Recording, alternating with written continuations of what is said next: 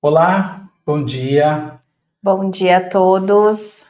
tudo bem, pessoal? Bom, muitos de vocês já me conhecem, sou Rogério, do comercial aqui da Meira Fernandes, e é um prazer ter vocês aqui com a gente. Devem ter recebido o nosso e-mail, o nosso WhatsApp agora há pouquinho, né? Obrigado pela inscrição. E hoje nós temos uma live muito especial. Nós convidamos aqui, né, a nossa empresa parceira, a Celso Carlos Fernandes e Meira, escritório de advocacia especializado, cuja doutora Amabile é a responsável. Obrigado, doutora. Imagina. Obrigada, é um prazer estar aqui fazendo mais esta live, né? Nós já fizemos algumas aí ao longo dos anos, inclusive de inadimplência, então aqui é um repeteco. Não é um repeteco dos slides, né?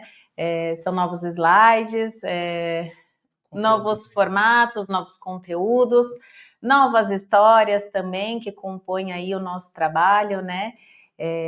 A Celso Carlos tem 38 anos no mercado, cuidando de escolas, instituições de ensino, ensino básico, ensino superior. Então, a nossa experiência, ela também vem carregada aí nas nossas palestras. É isso aí.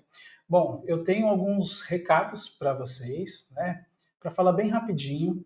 É importante pontuar que algumas dos dados que vocês vão ver hoje na live faz parte da pesquisa da Meira Fernandes sobre reajuste de mensalidades que está disponível no nosso site, tá?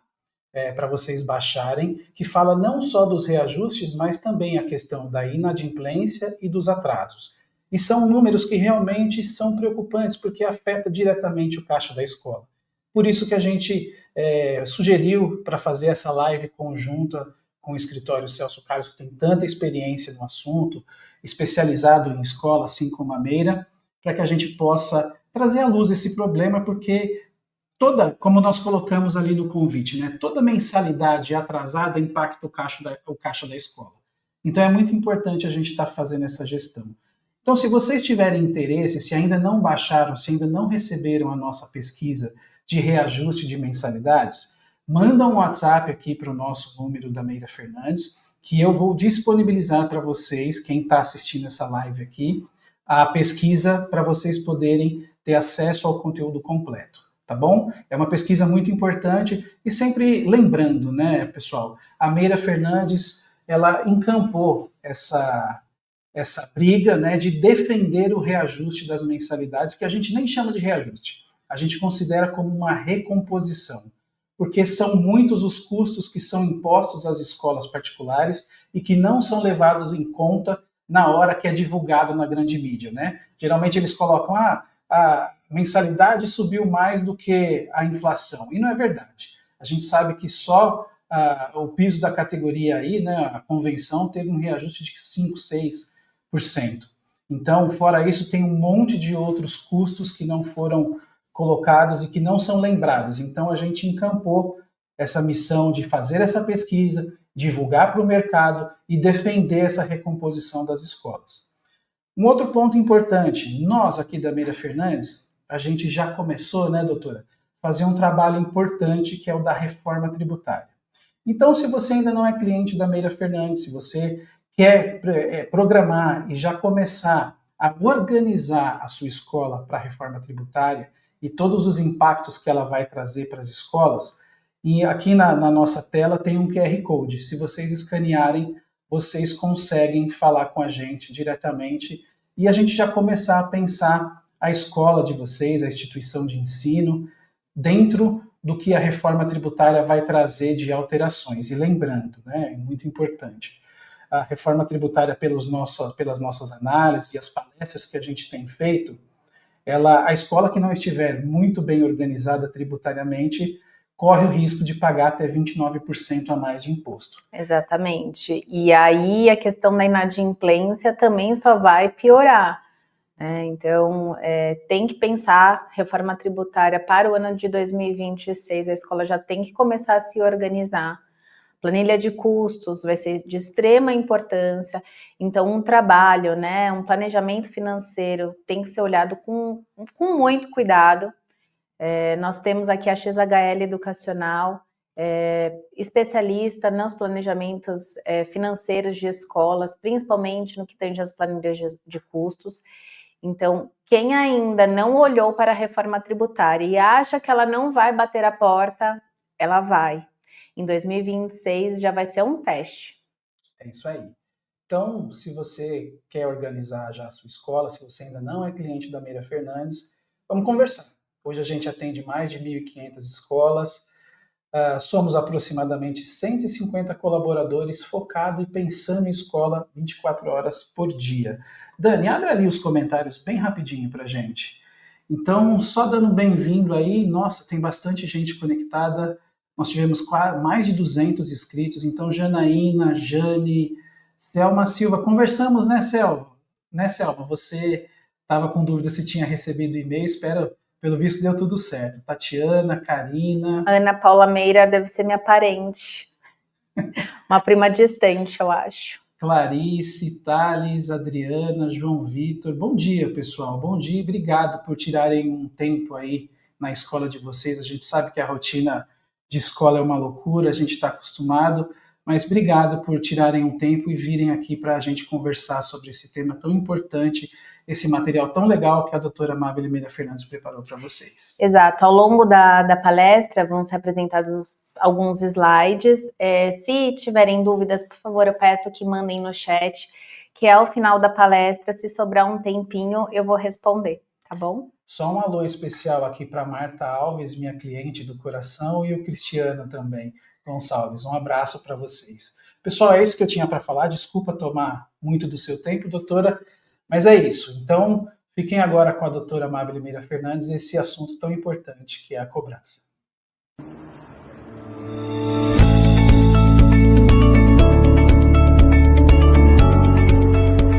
Olá, meu nome é Celso Carlos Fernandes, sou um dos fundadores da Meira Fernandes, juntamente com meu irmão Donizete Fernandes.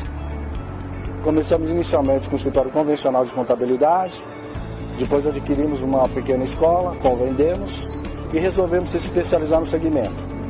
Hoje contamos com mais de 800 escolas, mais de 150 colaboradores. Essa empresa nasceu da nossa percepção que as escolas precisavam de um serviço diferenciado, na área contábil, na área trabalhista e na área fiscal. Hoje a gente conta com sede própria, numa área de mais ou menos 2.000 metros quadrados. Nesses mais de 40 anos, nós aprendemos muito com a escola, assim como na educação infantil, que quando entra o aluno tem processo de adaptação. Aqui na Meira Fernandes nós temos o processo de implantação. O cliente ele fica 3 meses com uma equipe altamente especializada da parte contábil, fiscal, trabalhista, previdenciária, sempre procurando aí avaliar e entender o cenário tributário da escola, a folha de pagamento, se todas as rúbricas, as verbas estão aí sendo pagas devidamente, um sistema de folha de pagamento voltado, criado para atender todo o segmento educacional, totalmente web, criado por nós ao longo desses mais de 40 anos. Sabemos que para as escolas, para as instituições de ensino, a parte mais onerosa aí é a folha de pagamento. Desenvolvemos uma metodologia própria para implantar, entender e atender todas as instituições de ensino em qualquer cidade do Brasil. Orientamos de forma preventiva mensalmente toda a nossa base de clientes sobre as mudanças do setor educacional no Brasil e no mundo. Por isso, nos consolidamos como a melhor empresa de suporte contábil, fiscal e trabalhista do Brasil. Conte com a Meira Fernandes, somos especialistas na área da educação. Conte sempre com a Meira Fernandes.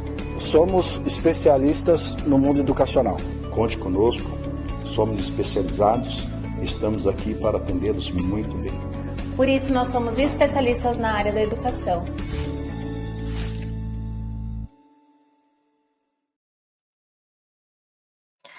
Vamos lá, vamos começar aqui a nossa live e falar um pouquinho da inadimplência, né? E como a gente pode conter essa inadimplência ao longo do ano letivo. Bom, atraso e inadimplência são os grandes vilões aí na gestão escolar, não é mesmo? A gente vê reclamações aqui no nosso dia a dia. E, tendo em vista isso, a Meira Fernandes fez uma pesquisa, né? E a pergunta foi: qual foi a média do atraso das mensalidades da sua escola durante o primeiro semestre de 2025? E aqui a gente vê, né, um número preocupante de atraso. Por que eu trago de forma diferenciada atraso e inadimplência? Atraso a gente considera o boleto vencido, né, ao longo do ano letivo. Inadimplência já é aquele valor não pago na troca do ano letivo, tá? Então, o que a gente observa? Que 5% ou mais tiveram um atraso ali de 21,12%. Veja, esse índice é super alto. E se vocês não tiverem uma política de cobrança, isso vai afetar muito o fluxo de caixa da escola, né? E aí, ao longo da nossa live, a gente vai ver os mecanismos que podem nos ajudar a combater esse atraso e também a inadimplência propriamente dita. Então, aqui a gente deixou alguns números. A Dani vai liberar aqui o link da pesquisa no nosso chat. Para quem não teve acesso, vale a pena dar uma olhadinha. Inclusive, os valores de reajuste para o ano de 2025. Quem ainda não fez a sua planilha de custos, é bom dar uma olhadinha na pesquisa e verificar se aquela composição faz sentido aí para a sua escola. Vamos para o próximo slide, Dani. Então, no que tange a inadimplência, nós observamos através da pesquisa que mais de 85% das escolas particulares sofrem com a inadimplência nas mensalidades. Então, veja, a inadimplência a gente considera de um ano letivo para o outro, certo? Bom, e a combinação de atraso e inadimplência impacta diretamente o caixa da sua escola. E um gestor, ele sempre tem que ficar atento a isso, né? Um descompasso no fluxo de caixa pode te levar a pedir empréstimo no banco, pode obrigar o gestor a receber as mensalidades inadimplidas sem juros e multa. Isso vai gerar um descompasso no seu caixa, que é um grande vilão aí na gestão financeira de qualquer instituição de ensino. E estabelecer uma boa política de cobranças vai ajudar a escola a ter uma saúde financeira adequada, para que isso não atrapalhe nas operações cotidianas dela, que é o principal, né? Qual que é a sua principal operação? A prestação de serviços educacionais com excelência. Então, o primeiro passo que a gente diz aqui de uma boa política de cobrança é você conhecer o seu devedor. E o porquê disso, né? Conhecer o seu devedor vai te levar a ter abordagens mais assertivas na hora de você cobrar a mensalidade, a atividade extracurricular em atraso ou aquela que virou uma inadimplência, né? Então, antes da gente classificar os tipos de devedores, é muito importante que qualquer tipo de abordagem, e eu vou repetir isso ao longo dos slides, primeiro, nunca envolver a área pedagógica. A área pedagógica, ela está diretamente vinculada ao aluno, né? É uma área emocional, é uma área quente da escola. Então, a cobrança tem que ficar muito longe dessas pessoas, tá? Sempre empregar abordagens como gentileza, paciência, são sempre boas partidas aí para a gente alcançar o sucesso na hora da gente receber as mensalidades, tá certo? Então vamos lá, vamos para o primeiro perfil desse devedor, o devedor negligente. É aquele financeiramente desorganizado, que ele fica difícil de negociar porque ele é imprevisível, né? Então a cobrança ela tem que ser mais incisivo, o monitoramento desse pagamento, ele deve ser acompanhado de perto. Então, assim, ó, falou que vai pagar no dia 10, já coloca um aviso lá no dia 10 e vai cobrando ele diariamente. Então, ele é o tipo do devedor que ele tem que ser monitorado mesmo, tem que ficar no pé. E a gente tem o devedor habitual. É aquele que sempre paga suas contas em atraso, faz parte da característica dele. Mas ele é mais fácil de negociar, né? A cobrança também deve ser diária, com vários contatos e lembretes dessa dívida. Mas é uma característica dele. Então não vai ser só a escola que ele vai atrasar para pagar. E o devedor eventual? Então aconteceu algum imprevisto na vida desse devedor. um desemprego ou até mesmo um esquecimento, a gente sabe, nós podemos esquecer também de pagar uma conta, às vezes não colocou o boleto no DDA, enfim. Esse devedor, normalmente ele procura a escola para fazer esse pagamento, né? Então a cobrança ela deve ter um tom bastante amigável e uma escuta ativa para esse devedor, certo? E por fim, a gente tem o mal pagador. Toda escola, eu acredito que deve ter aí o mal pagador, porque é aquele que é indiferente nas dívidas. Então, ele pode ser cobrado 1 milhão de vezes e ele acaba não pagando. Então, para esse devedor, a gente recomenda uma conduta um pouquinho mais rígida, né? Então, incluir o nome no SPC Serasa, fazer uma cartinha de cobrança extrajudicial com um tom um pouquinho mais sério, né? Inclusive falando que vai adotar as medidas judiciais cabíveis. E, por fim, normalmente esse devedor leva ao processo judicial, que é o quê? Cobrá-lo através de uma ação de execução, uma ação de cobrança, uma ação monitória, que nós vamos ver mais para frente aí nos slides.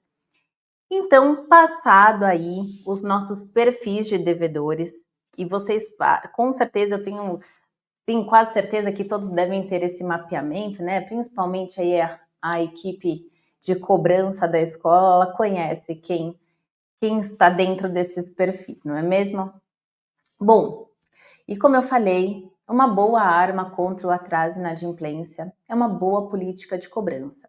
E aqui eu trouxe uma reguinha, a gente vai ver ao longo dos slides, alguns requisitos, alguns itens essenciais para você definir uma boa política de cobrança, tá? E aí, quando a gente fala de política de cobrança, a gente tem que pensar na cobrança preventiva e na cobrança repressiva. E aí, ao longo dos slides, nós vamos ver cada um desses itens, e alguns desses itens eu abri para a gente conversar um pouquinho de forma mais aprofundada, tá certo? Primeiro item, contrato de prestação de serviços bem elaborado. Uma vez que eu não tenho um contrato de prestação de serviços, como que eu vou cobrar esse devedor? Como que eu vou cobrar juros, multa? Como que vai acontecer a perda do desconto hora concedido? Então, lá no contrato de prestação de serviços, eu digo que é a sua arma para cobrança, é o seu primeiro passo para ter uma cobrança eficaz. E ao longo aqui da nossa live, a gente vai abrir um pouquinho o contrato de prestação de serviços, a sua forma, a assinatura desse contrato, tá certo? Bom, o segundo item aqui que nós temos que definir é um indicador de inadimplência suportável. Eu também vou abrir um pouquinho, né, esse tema, mas a escola ela deve pensar, e isso deve ser incluído na sua planilha de custos, esse índice de inadimplência suportável. Índice de inadimplência e do atraso, porque isso pode gerar um descompasso no fluxo de caixa da escola, que pode levar a escola a tomar decisões, e isso vai impactar operacionalmente no mês a mês, tá bom? Bom, outro item aqui é estabelecer um conjunto de ações, prazos, formas e registros. E lá na frente eu trouxe 8 etapas dessas comunicações e os prazos. Inclusive alguns exemplos, né, lógico, de frases que podem ir nessas 8 etapas aí, nesses 8 comunicados. E como eu falei logo no início aí da nossa live, ter uma equipe de cobrança com perfil e paciente. E lembrando, nunca envolver a área pedagógica, tá bom? E aí a gente, né, obviamente, somos humanos, se a gente não tiver ferramentas de gestão que nos auxiliem nesse processo de cobrança, fica muito difícil, não é mesmo? Até nós esquecemos, né, de cobrar o devedor, às vezes a gente está no WhatsApp e combina, então vai pagar parcela no dia 15, e acabou, esqueceu de anotar, enfim. Então, uma ferramenta de gestão que auxilie vocês é extremamente importante. Porque lá ela vai ter o relatório de devedores, números de parcelas em aberto, o valor atualizado da dívida, muito importante isso, gente, relatório atualizado da dívida, correção monetária, juros e multa previstos no contrato de prestação de serviços. Então, uma boa ferramenta de gestão tem que trazer esse relatório já de forma atualizada, tá certo? Emissão da confissão de dívida, então você negociou aquelas mensalidades em atraso e não tem um documento que respalde a escola na hora de cobrar isso, fica muito difícil também. Então, uma boa ferramenta de gestão já vai ter essa documentação aí, né, em formato de um documento, em Word, enfim.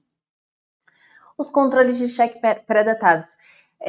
A gente acha que a figura do cheque ela está sendo deixada de lado, mas aqui pela nossa experiência, vira e mexe eu acabo recebendo cheques, principalmente pré-datados, tá? Então tem que tomar muito cuidado com os prazos desse cheque. Receber cheque pré-datado não é uma boa pedida, principalmente quando coloca aquele bom para.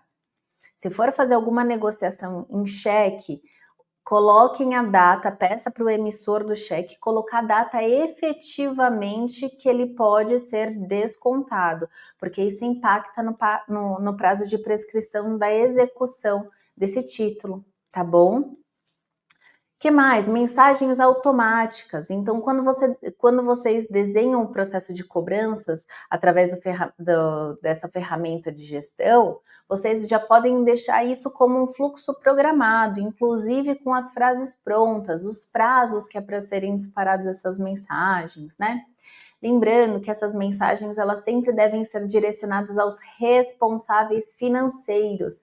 E eu friso, responsável financeiro é aquele que assina o contrato como contratante, tá? Não como responsável legal e nem como pedagógico. Responsável financeiro assina o contrato na figura de contratante também, tá?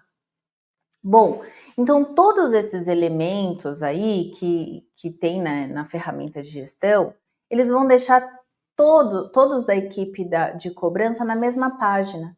Isso é muito importante, porque às vezes tem um rodízio ali, as pessoas trabalham por turno, e o devedor chegou ali e aquela pessoa eventualmente não começou aquela negociação, ela tem que saber, né, o que está acontecendo. Então, a ferramenta de gestão, ela cria um histórico desse devedor, todas as trocas de mensagens, todos os prazos avançados, eventualmente, que ele combinou que ia pagar. Então, importante, quem não tem uma ferramenta de gestão, é importante olhar para isso, tá certo? Vamos lá, ainda na cobrança preventiva. Nós temos que adequar e ampliar os canais de comunicação para os pais, né? Então, estabelecer uma régua de comunicação com as mensagens programadas. Já falei um pouquinho disso na ferramenta de gestão, mas isso sempre tem que ser adequado e olhado com muita cautela. Ações de marketing. A escola, ela tem que fomentar a cultura do quê? Da adimplência. E como que eu posso fazer isso através de ações de marketing? Sempre mostrar a estrutura da sua instituição, os programas pedagógicos que ela traz, as inovações, passeios, campeonatos que os alunos participam, principalmente nas Olimpíadas. Então é o quê? Sempre mostrar as vantagens, né? Tudo aquilo que ela está trazendo para o aluno, para o filho dos pais. Então os pais têm que criar aquela cultura de adimplência, dele criar a responsabilidade de pagar primeiro a escola. Afinal, ela está trazendo bem maior para as crianças, que é a educação. Então, tem um bom site, um bom Instagram, uma boa comunicação com a comunidade escolar. Sempre traga tudo aquilo que a escola está trazendo de novo, de oferta na prestação de serviços, tá? Então, os pais, eles olham isso. Isso é muito importante. Bom, reforçar a comunicação no período que anteceder os meses de maior atraso. Então, a gente sabe que o começo do ano é sempre esse período, porque tem IPVA, IPTU, seguro de carro, ou seguro de casa, enfim. Então, sempre fazer uma campanha mais impactante nesses meses e monitorar isso diariamente. Por fim, aqui chegando na reta final da cobrança preventiva, Em caso de atraso no valor, sempre acerte um prazo para pagamento e deixe registrado isso, seja na sua ferramenta de gestão, seja numa planilha de Excel, mas deixe isso registrado. Para quê? Para que isso não se perpetue por um longo período e essa cobrança ela se perca e acabe virando uma inadimplência, tá? E sempre que você chegar no momento de renegociação, é muito importante fazer o quê? Instrumentalizar essa renegociação através do instrumento de confissão de dívida, tá certo? Por quê? Se ele não pagar aquelas mensalidades em atraso, como que eu vou cobrar isso? Como que eu vou cobrar juros, multa ou recuperar um desconto que eventualmente eu concedi naquela renegociação, tá? Então, lembrando aqui, a cobrança não envolve a área pedagógica e jamais, em hipótese nenhuma, pode envolver os alunos. Então, aquelas cartinhas de cobrança, para quem tem agenda, por exemplo, impressa, ou para quem tem agenda e que os alunos tenham acesso a essa agenda, aos comunicados dessa agenda, é muito importante que cartas de cobrança ou e-mails ou qualquer tipo de cobrança não esteja vinculada ao perfil do aluno, tá bom? Então, passando aí para o próximo slide e falando um pouquinho da cobrança repressiva. Eu fiz todo o desenho ali da minha cobrança preventiva e não deu certo. Eu vou ter que ser um pouquinho mais rígido. O que eu posso fazer aí nessa cobrança repressiva? Primeiro, eu posso encaminhar uma carta extrajudicial, seja virtual ou física, falando que a escola vai tomar as medidas judiciais cabíveis. Ou seja, a escola já está mudando o tom da conversa. Ela pode fazer o apontamento do CPF dos responsáveis financeiros, aqueles que assinaram como contratantes, nos órgãos de proteção ao crédito. Podem ainda protestar o contrato de prestação de serviços, desde que ele seja um título executivo. E a gente vai ver a forma mais para frente nos slides desse título executivo. Renegociar a dívida, né? Então, eu mandei a carta de cobrança, fiz o apontamento, ou eu protestei esse contrato, o pai vai lá e quer renegociar. Eu preciso o quê? Então, fazer essa renegociação através do instrumento de confissão de dívida. E por fim, eu fiz todas as ações e nada deu certo, virou uma inadimplência. Eu mando para o escritório jurídico, de preferência aqui para Celso Carlos Fernandes e Meira Advocacia, que inclusive quem está participando dessa live, eu vou dar uma condição especial aí nos processos de cobrança. É só entrar em contato até o final da semana que essa condição especial vai ser concedida, tá bom? Bom, e aí a gente, antes de adentrar ao primeiro item lá que eu falei, que era o contrato de prestação de serviços, quais são os cuidados prévios antes da contratação? Então veja, a minha política de cobrança, ela começa antes mesmo da contratação, antes mesmo daquela reguinha lá que eu acabei de passar para vocês. Eu tenho ações que eu posso tomar antes de eu ter o aluno dentro da minha escola, que é o quê? Na transferência ou os alunos novos, propriamente ditos. O que eu posso fazer? Eu posso solicitar o termo de quitação da escola anterior. Então, gente, não matriculem alunos transferidos ou alunos novos sem o termo de quitação da escola anterior. E se ele se recusar a dar isso é um grande indício que provavelmente ele também ficou inadimplência na outra instituição. Então, aí você já consegue classificar a qualidade desse responsável, vamos dizer assim. Eu posso consultar o CPF dos contratantes junto aos órgãos de proteção ao crédito. Então, hoje tem o Serasa, Experience, tem o SPC, tem alguns sisteminhas que você consegue consultar se ele é um bom pagador, tá? E aí, também, para quem tem a facilidade aí de pesquisas, verificar se ele tem um processo judicial. Então, hoje basta a gente colocar no Google o nome que vai vir, normalmente no Jus Brasil, se tem ou não, ou quem tem um escritório de advocacia pode pedir isso também, né? Então, veja, isso é muito importante, esse cuidado prévio antes da contratação, tá certo? E não só para os alunos novos a gente pode fazer isso, né? A definição de uma boa política de cobrança, ela também se aplica aos alunos veteranos. Então, eu preciso matricular aluno inadimplente sem renegociar esse débito antes. E aí, eu quero chamar um ponto de atenção. Cuidado com essas renegociações, o tempo que ela é feita. Então, muitos de vocês já devem ter lançado a campanha de matrícula para o ano letivo de 2026. E eu tenho certeza que já tem muitos pais batendo na porta e querendo renegociar a inadimplência do ano letivo de 2025. Gente, cuidado, na hora da renegociação vocês estão novando essa dívida.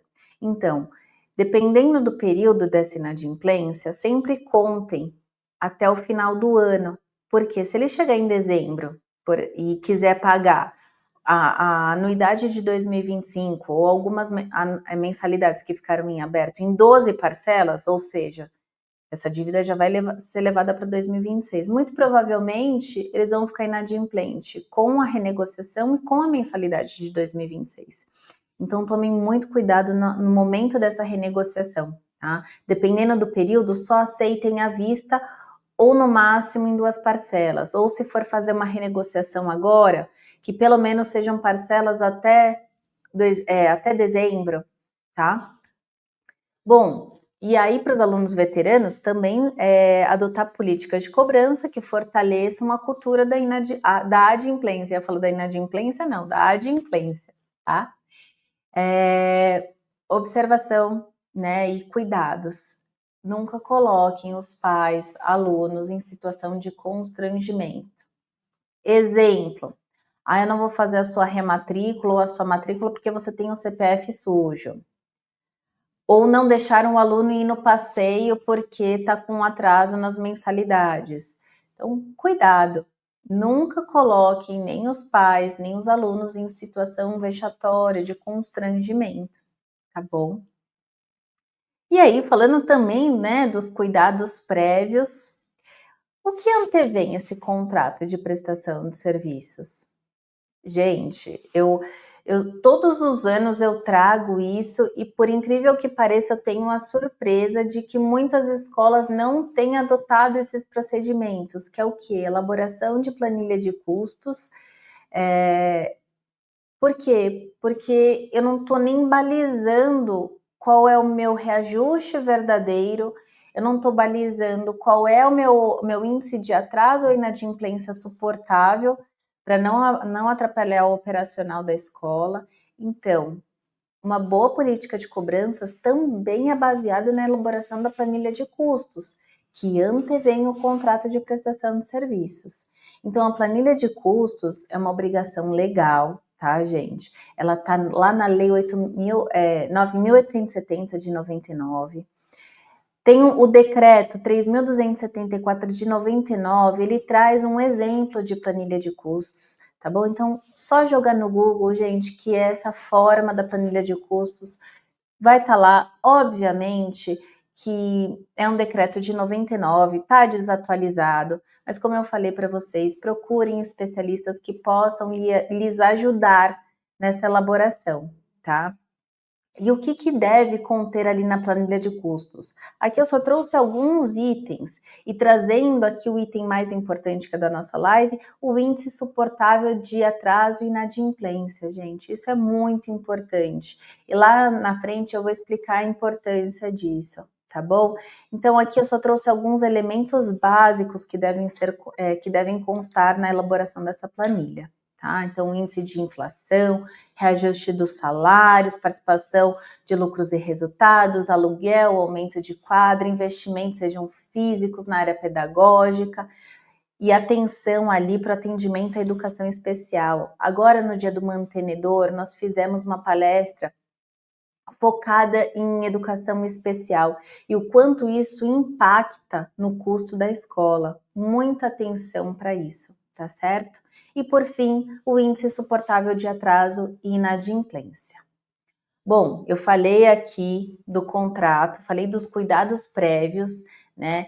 Vamos falar agora, então, do contrato propriamente dito, que eu falei que era a primeira ferramenta de uma boa política de cobrança, Primeiro, que o contrato é um instrumento pelo qual as partes vão o quê?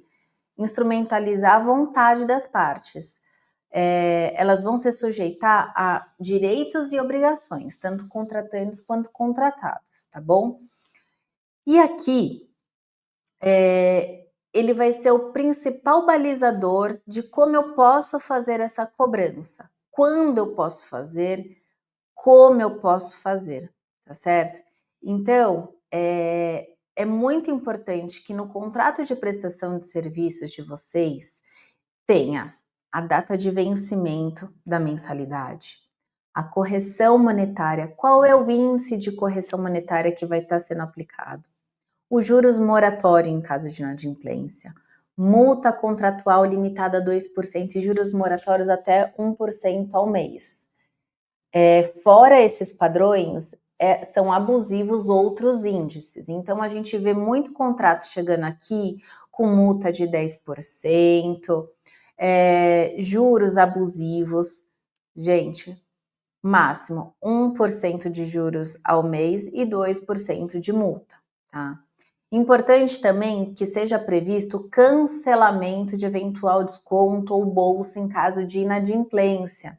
Então, virou o mês, o boleto estava para ser vencido no dia 5, ele foi quitado no dia 10 e aquele aluno tinha algum desconto, tem que estar programado aí na ferramenta de gestão que esses alunos perdem esse desconto. Isso tem que estar previsto no contrato, tá bom? Previsão expressa da inclusão do nome do devedor nos cadastros de inadimplente. Se não tiver essa previsão no contrato, a escola não pode fazer essa inclusão, tá certo? E também a gente gosta de colocar aqui para que não pairem dúvidas que em caso de inadimplência a escola pode promover a cobrança através de escritórios especializados, né? Através de advogados. Porque muitas vezes quando a gente tem o processo, mas no contrato não estava previsto que a escola poderia fazer isso. E enfim, até acabam pedindo dano moral, que não é o caso, mas para que não pairem dúvidas, a gente coloca também. Bom, e qual é a melhor forma de eu instrumentalizar esse contrato? Ele tem que ser um título executivo extrajudicial, tá? E aí a gente vai ver as vantagens. Mas, Mabel, o que é um título executivo extrajudicial, conforme o artigo 784, inciso 3 do Código de Processo Civil? Bom, um título executivo, ele tem que ser certo, líquido e exigível. E vamos ver como isso se retrata no contrato de prestação de serviços. Ele vai ser líquido quando o título não deixa dúvidas em relação ao seu objeto. Então, ele tem que constar de forma expressa a importância pecuniária da prestação que se traduz no valor da anuidade escolar e a forma de pagamento. Então, tomem muito cuidado com as formas mirabolantes com que essas anuidades são formadas, porque isso pode tirar a liquidez do título e, principalmente, uma data de vencimento que conste no contrato de prestação de serviços, tá? Então, vamos supor, eu tenho uma anuidade de R$12.000, que será paga através de 12 parcelas mensais iguais e sucessivas de R$1.000, que vencerão, que cada uma vai vencer todo dia 5 de cada mês. Eu estou dando liquidez para esse título. Se começa a confusão de que a partir da sexta parcela vai ser reajustada pelo índice XYZ, isso pode tirar a liquidez do seu contrato, tá? Outro item, exigibilidade. Se traduz na própria prestação de serviço, isto é, se o serviço foi devidamente prestado, logo eu faço jus à remuneração. Então, como que eu demonstro isso? Através do boletim do aluno, através do histórico, se é da educação infantil, atas de reunião, a pastinha de trabalhos realizados pelo aluno, tá? E a certeza, por fim. Ele é certo, o título, quando ele não deixa dúvida alguma a respeito da sua validade, tá? Então, é a existência da própria prestação de serviço. Eu sou uma escola que presta serviços educacionais, logo eu tenho um título certo, tá? Passados esses requisitos, quais outros itens tornam ele um título executivo? Assinatura dos contratantes, da contratada e assinatura de 2 testemunhas, tá certo? Então, assim, se eu tenho um título líquido, certo, exigível e faltou alguma dessas assinaturas, eu não tenho um título executivo, tá bom? E quais as vantagens dele ser um título executivo na hora da cobrança? Então, é a presunção aí do direito do credor. Ele ajuda na cultura da adimplência, vide que eu posso até protestar esse contrato no título de cartório. Então, eu tenho ações eficazes contra o devedor, mesmo sem ter um processo judicial. Ele já gera uma obrigação de pagamento, então, caso não ocorra o pagamento, eu, como credor, eu, como escola, posso fazer uma ação de execução direto. Uma ação de execução, eu exproprio bens de forma imediata, diferentemente de uma ação de cobrança e de uma ação monitória, que a gente vai ver lá na frente, tá? Então, tendo em vista isso, eu tenho um recebimento mais célere no processo. E o prazo de cobrança desse título são 5 anos. Então, aqui um contrato inadimplido do ano letivo de 2014, aqui eu tinha feito um ajuste no slide, mas acho que a Dani não salvou. Um título de 2021 pode ser cobrado em 2026.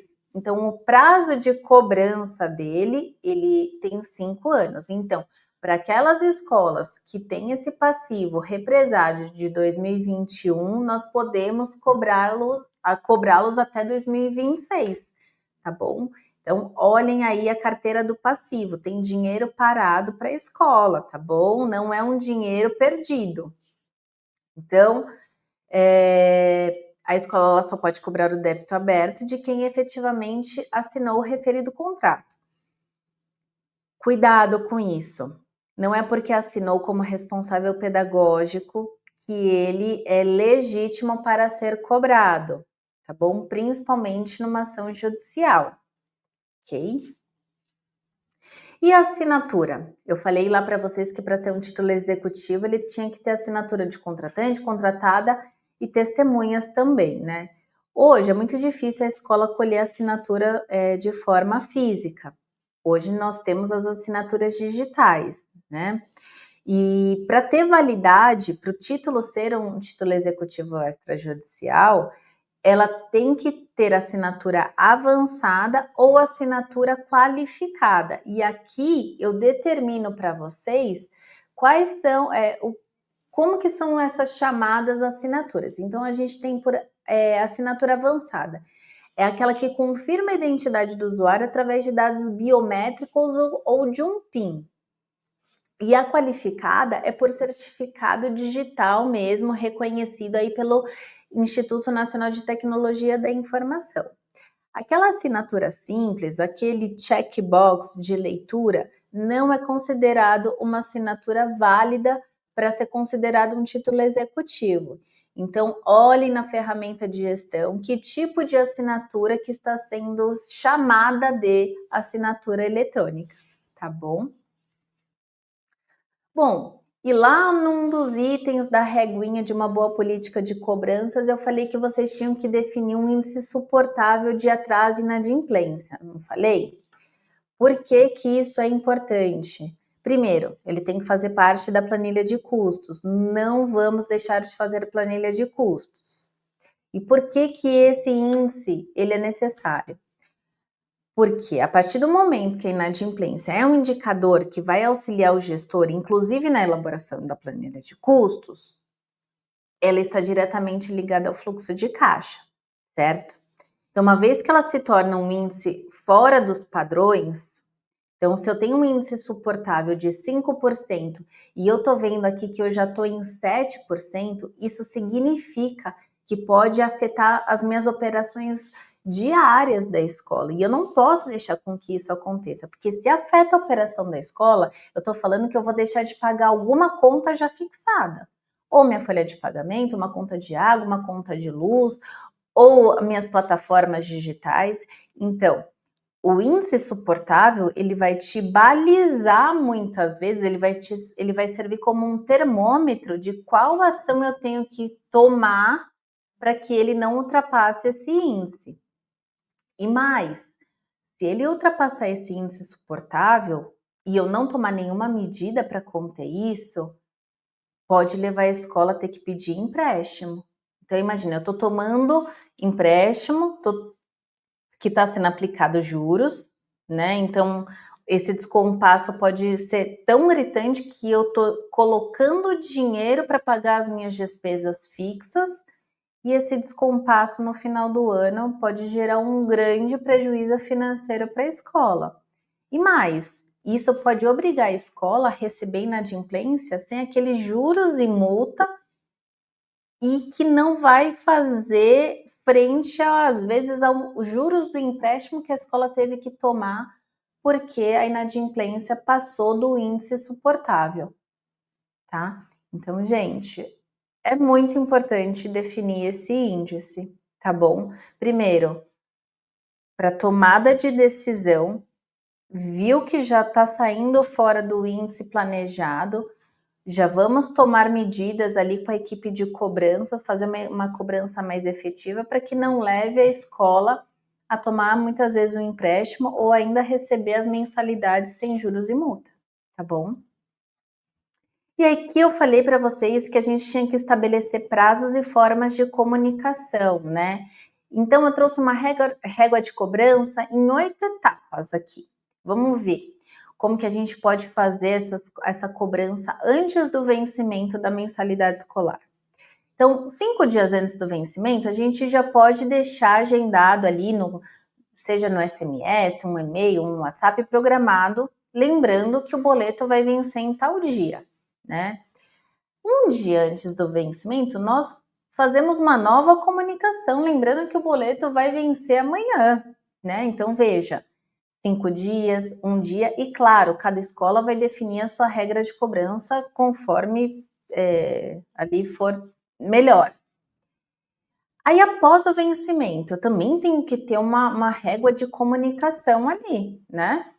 Então, 1 dia após o vencimento, 3 dias após o vencimento, 7 dias após o vencimento, 10 dias após o vencimento. Porque passado 10 dias, a gente já passou daquele devedor que esqueceu, daquele que é desorganizado, já deu tempo dele se organizar e vir pagar a escola, né? E aí, 30 dias após o vencimento, passou 10 dias eu não vou cobrar mais? Aí não, aí que a cobrança tem que mudar de tom. Então, a gente tem que definir também 30 dias após o vencimento, o que eu vou fazer com esse devedor? A gente fala que nós vamos enviar um e-mail formal, que é aquela notificação extrajudicial, acrescido de uma SMS, acrescido de um WhatsApp e acrescido de uma ligação, porque 30 dias é um atraso considerável, né? Então, aqui, ó, responsável financeiro, lembre, a mensagem é sempre direcionada ao responsável financeiro. Sua dívida será encaminhada para protesto, negativação dos órgãos de proteção ao crédito. Então, você veja, mudou o tom aqui. E com 45 dias após o vencimento? Se aquele tom que a escola já teve que subir não deu certo, o ideal é que já entre com uma cartinha aí, falando que vai ser tomadas medidas judiciais cabíveis. Para o quê? Para forçar realmente o devedor a vir a renegociar aquilo. Tá? E aí, falando nessa carta de cobrança, quando a escola tem que subir o tom, é muito importante que tenham cuidados com essa cartinha de cobrança, tá? Então, a gente pode enviar via e-mail ou via correio. Os destinatários dessa correspondência são sempre os contratantes, aqueles que assinaram como responsáveis financeiros. O conteúdo dessa carta deve trazer sempre o nome do aluno, a série, o nome dos destinatários da cobrança, as mensalidades em aberto e o valor atualizado da dívida. O valor atualizado é composto de correção monetária, juros e multa, e eventualmente perda do desconto hora concedido, tá bom? E aí a gente colocar que essa observação é importante, gente, porque eu já passei isso inclusive num processo. nós fizemos a cobrança judicial e a responsável apareceu com um comprovante de pagamento, tá? Ela apareceu com um comprovante de pagamento do qual ela não era a fonte pagadora e um valor aleatório. E foi através de um Pix. E o contrato falava que era boleto, então a escola não tinha como identificar isso. Então, na cartinha de cobrança, é muito importante que vocês tragam a mensagem. Caso as mensalidades relacionadas já tenham sido pagas, favor encaminhar os comprovantes de pagamento para que a escola atualize seu sistema, tá bom? Bom, e aí, numa das definições da cobrança repressiva, eu falei para vocês que a gente pode fazer a inclusão do nome do devedor no SPC Serasa, desde que isso conste lá no contrato de prestação de serviços. Lembrando que para fazer isso existem alguns requisitos que devem ser observados. Isso é muito, muito importante, gente. Existe uma legislação específica para isso, tá bom? Então, vamos lá, apontamento do CPF dos contratantes. Deve constar expressamente no contrato de prestação de serviços educacionais, atender os preceitos dessa lei estadual, que deve ser por escrito, de forma prévia e comprovada, mediante o protocolo de aviso de recebimento, de recebimento assinado e entrega no endereço fornecido pelos devedores. Onde que esse endereço é fornecido? Normalmente no requerimento de matrícula ou no próprio contrato de prestação de serviços, tá bom? Quais são os elementos dessa comunicação? Nome ou razão social do credor, a natureza da dívida, ou seja, mensalidades escolares, condições de prazo para pagamento, sendo que deve ser concedido o mínimo de 15 dias para a quitação do débito ou apresentação do comprovante de pagamento, antes de ser efetivada a inscrição nos cadastros de proteção. Então, não é uma atitude simples de se fazer. Vejam que existem requisitos e uma lei estadual prevendo a forma como é feito, tá bom? Então, nessa modalidade de apontamento, como eu falei para vocês, eu não preciso ter constituído o contrato na forma de título executivo extrajudicial, tá? Então, para realizar o apontamento, é preciso ter apenas a segurança que ele não pagou aquela mensalidade escolar, tá bom? Porque se a escola não tiver certeza, ela pode estar sujeita até a danos morais num processo. Outra coisa, notificação exclusiva por e-mail não autoriza, tá, a inscrição no cadastro de inadimplentes. A gente tem até uma decisão do STJ falando que a simples notificação por e-mail, ela não faz frente aos requisitos estabelecidos pela lei estadual, tá bom? Isso já foi pauta de discussão aqui num dos casos que a gente teve, e a jurisprudência não autoriza, tá legal? Falei também do protesto. O protesto ele não é tão simples quanto o apontamento do nome dos devedores no SPC Serasa, porque primeiro ele já tem que ter um contrato de prestação de serviços constituído na forma de um título executivo extrajudicial. Além disso, para fazer o protesto, você tem que juntar uma documentação comprovando a prestação de serviços, que é o histórico escolar, o boletim, né? Além da ficha financeira pormenorizada, que é o demonstrativo do débito, e tem aquela questão também que o devedor, na hora que recebe o protesto, tem que pagar as custas do cartório. Então, tem que ser muito bem analisado se a escola vai fazer esse protesto ou não. E aí, deu tudo certo na nossa cobrança. A gente já fez a cobrança repressiva, a preventiva, usou um pouquinho ali da repressiva, seja no apontamento, no protesto, e aí deu certo. O devedor vem para renegociar essa dívida. É muito importante que essa renegociação seja pautada num instrumento de confissão de dívida, com as mesmas prerrogativas do contrato de prestação de serviços, ou seja, essa confissão de dívida também tem que ser um título executivo extrajudicial, para que na hora que eu possa cobrar ela, eu possa fazer uma ação de execução, né? Então, quais são os requisitos? Lembrando, liquidez, certeza, exigibilidade, assinaturas de contratada, contratante e testemunhas. E a mesma coisa da assinatura digital se aplica aqui, tá bom? Que tem que ser avançada ou qualificada. tá certo? E aí não deu certo meu passo a passo. Tá tudo perdido? Não, não tá tudo perdido. Eu sempre posso encaminhar a minha inadimplência para um escritório especializado em cobrança. E, gente, não é porque foi para um escritório jurídico que a cobrança ela também não tem que ser humanizada, que eu não tenho que empregar gentileza, tom amigável. O objetivo é sempre o quê? Receber o crédito. Então, até para você buscar um escritório especializado, você tem que verificar se ele é capaz de fazer a cobrança com base nesses preceitos, tá bom? Então, a inadimplência, por vezes, ela é um resultado de não ações. Ou até a escola toma ações, mas nós temos diversos tipos de devedores. E apesar de ser um pouco mais onerosa a contratação de um escritório especializado em cobrança, é uma cobrança eficaz, que traz muitos resultados, tá bom? Então, como eu falei ali no meio da nossa live, até o final dessa semana, a CCFM vai conceder descontos especiais nessa modalidade de contratação de cobrança, tá bom? E aí eu falei para vocês que existem formas de fazerem as ações e vai depender da forma do contrato de prestação de serviços.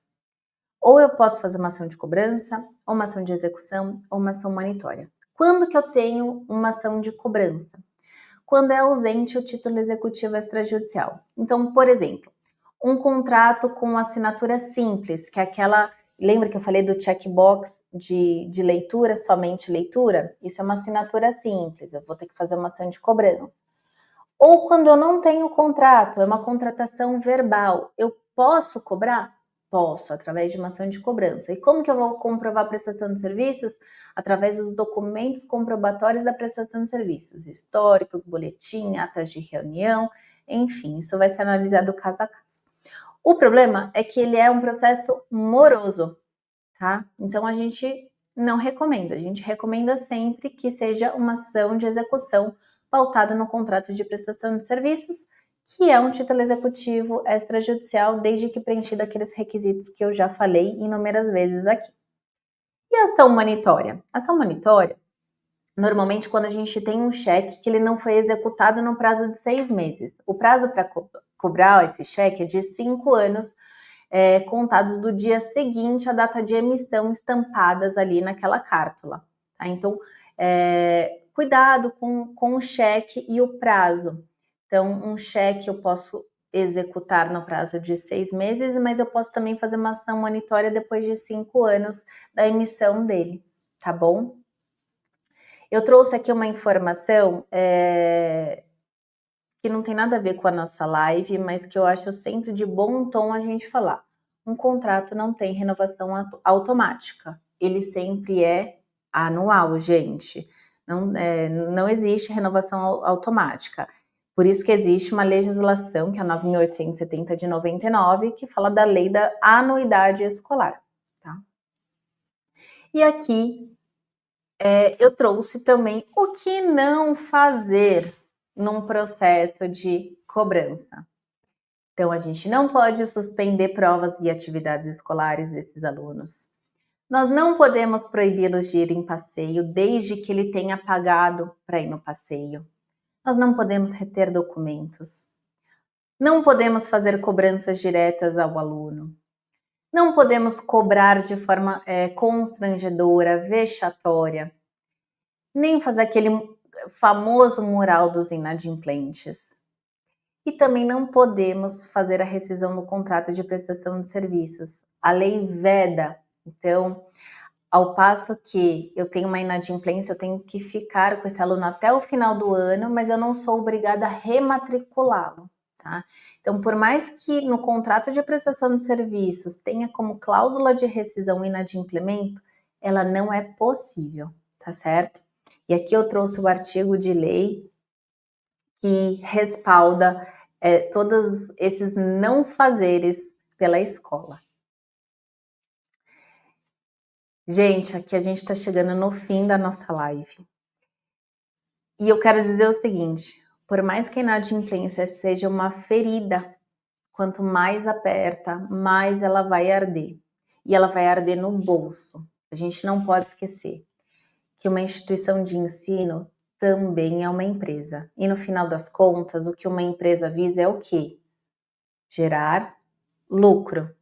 Gerar lucro, eu não estou falando de uma forma ambiciosa, tá bom? Mas ela gerar lucro o quê? Para pagar suas contas, para eu investir na escola. Aí vai depender do negócio de cada um, não é mesmo? Se a gente está falando de associações sem fins lucrativos, ela tem que ser o quê? Ela tem que gerar lucro para pagar suas contas, para poder investir mais, para poder ter mais alunos e atender mais e mais a comunidade ali que ela está inserida. Então, existem estratégias simples, existem estratégias mais elaboradas, tá? Aqui eu quis trazer um pouquinho do que vocês podem adotar como mecanismos. Obviamente que não é uma verdade absoluta, vai depender muito da operação da sua escola, do tipo de comunidade escolar que vocês têm. Então, eu espero que tenha sido enriquecedor, que nós tenhamos trazido um pouquinho mais de conhecimento, um pouquinho mais de luz. Nós temos aqui na Meira Fernandes, na CCFM, como missão levar mais conhecimento, dar mais respaldo, para que vocês sempre se ocupem com o primordial da prestação de serviços de vocês, que é a educação, que é focarem na área pedagógica. Tá bom? Foi um prazer estar aqui com vocês. Se vocês tiverem dúvidas, eu vou abrir aqui para tirar algumas dúvidas nesses 10 minutinhos, tá bom? Muitíssimo obrigada. Vamos lá, vamos para a primeira pergunta do João Victor. Posso recusar a carta de adimplência sempre que houver qualquer valor em aberto? Posso prender mais algum? Recusar a carta de adimplência? João Vitor, eu não entendi. Se você puder me explicar melhor ali na sua pergunta, eu respondo depois. O Alex Silva. Sabemos que não é legal a solicitação de carta de adimplência da escola. Vocês estão falando do termo de quitação. Vocês podem solicitar a carta de quitação da escola anterior, tá? Então, vocês podem fazer isso. Eu não entendi se essa realmente foi a sua dúvida.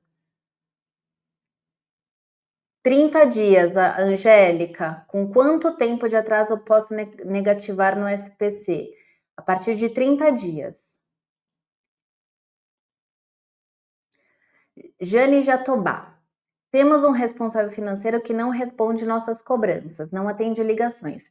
Nesse caso, o que devemos fazer? Você deve primeiro encaminhar uma carta, pode ser via correio ou via e-mail, falando que a escola vai tomar as medidas judiciais cabíveis, tá? E também pode, se tiver previsão no seu contrato, incluir o nome desses devedores no SPC Serasa, ou se você tiver um contrato de prestação de serviços como título executivo, protestar ele, tá? Mas eu acredito que uma carta de cobrança subindo o tom, falando que a escola vai tomar as medidas judiciais cabíveis, é o mais adequado. Cristiane Emanuele. Posso informar a negativação por agenda digital que tem comprovação? Não, você tem que seguir ali o que determina a lei estadual, tá? Tem que mandar com aviso de recebimento. Tá, vamos voltar para a pergunta do João. Posso recusar o termo de quitação sempre que tiver valor em aberto? O termo de quitação, João, você vai pedir da escola anterior. O valor em aberto seria com a sua escola, né? Pelo que eu estou entendendo. E mesmo que tenha valor em aberto, você não pode reter nenhum tipo de documento.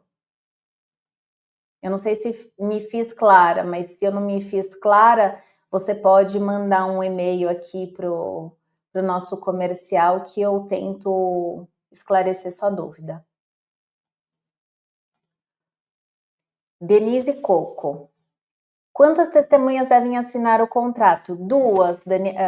Eu falei Denise, né? Desculpa, Daniela. Daniela, são 2 testemunhas.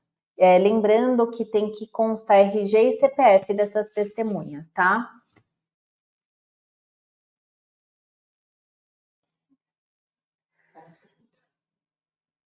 É isso, acho que acabaram as perguntas. Pessoal, mais uma vez, muito obrigada. Até a próxima. É isso.